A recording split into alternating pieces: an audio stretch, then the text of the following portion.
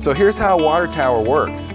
Water tower has hot water coming from the miners actually heat exchange their dielectric fluid, and they're sitting in dielectric fluid, non-conductive electric fluid that cannot conduct electricity very easily at all.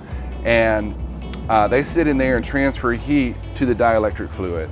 The dielectric fluid then goes through a heat exchanger and is exchanged where there's water on one side of the plate and there's dielectric fluid on the other. And so the heat goes through the metal and into the water in an exchange. That water then comes out here and is actually dropped in a gravity feed. And so up top here, there is a blade like a shower head. It's actually got 4 shower heads on it like this, and it spins around and it just showers the hot water. The hot water actually comes through, and inside of here, there's a bunch of filtration. That filtration is kind of like a paper air filter that you might have in your house that's actually, you know, if you look at an air filter in your house, like a rectangular filter, it actually has triangular or angled paper inside of it. Maybe there's a metal frame keeping it down. You put that up into your air filter, air sucks in and keeps the dust and stuff from getting in and ruining your parts.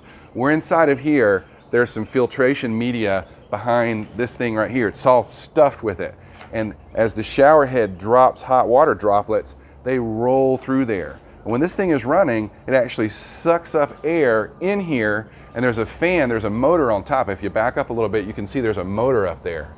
Well, there's a motor spinning a fan. So while the head moves around like this through mechanical and just basically has shower head spraying, the air comes up through and goes up. Well, as a water droplet has gravity falling, the heat from that water droplet is actually moved from the bottom of the droplet to the top of the droplet. The droplet is actually releasing, guess what? Little bits of hot water. And that little bit of hot water is called steam. And that steam is actually a cloud. And so this thing actually makes clouds, right? So clouds exit and go into the sky, and the cooler water from that droplet, because gravity is pushing it down and the spray heads are pushing it down and colder air is coming up, then the cold air is at the bottom and the cold droplets at the bottom and the hot air is at the top of that droplet. So steam comes off and colder water drops. And so when that colder water drops, it actually goes down in here, and then this is the cold water return.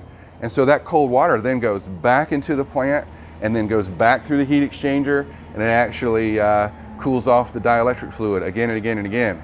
The one thing that you have to know is that, okay, so we're losing water, right? Water's leaving. So when that water leaves, what do? We have to have replacement water.